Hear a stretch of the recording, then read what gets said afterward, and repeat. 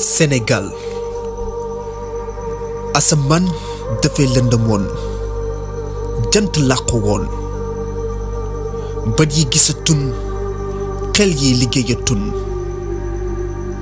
lu bon di bégle lu baax di sonle seytaane man koor yi moo tax yàqute tasaaroo ci jëf yi suufu Senegal soxla leer ndax gisatun jant bay gis weer ku weex di tuutal ku ñuul ku nar a defar ñu daldi lay suul waaye yàlla ci mbaaxam dañoo indil ku tedd ki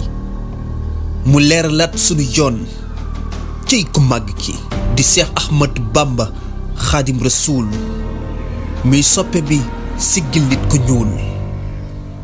ñun Senegal amuñu fayam lu dul sàmbal ko liggéeyam lépp lu dëngoon ci ñun jubal na ko seytaane ak i doomam mu dàqal ñu ko wan ñu baax gëmal na sunu bopp bàyyiloo ñu lu bon wan ñu luñ war a topp atiullaha wa atiu rasul dox na mission bi naatal na Senegal taalibe Bamba dars ay wane bii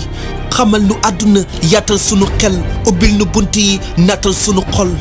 wan ñu yoonu àjjana ba noppi di nu gunge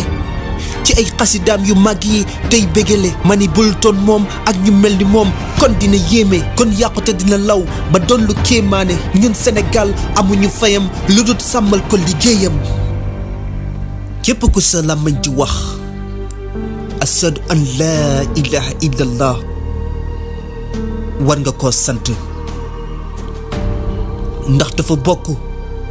ci ñi yëkkati raaya islaam yàlla fenkal na ko ni ab jant bëgg ko mooy nekk ci lim bëgg salteel yoonam mooy bañ ko dëgg yoon wu set la fi teg ku fi indi leneen sa yëf la dëgg sëriñ bi tuumaal ko mooy def ko yàlla te muy wuyoo Abdullah tooñ ko dëgg mooy ki koy woowee yoneen te soppeem di xaatimul anbiya jaamu yàlla mooy mbiram lu takkook seytaane di noonam sunna di jëfam yonenay léppam xam-xam di jëm-jëmam jàmm di bëgg-bëggam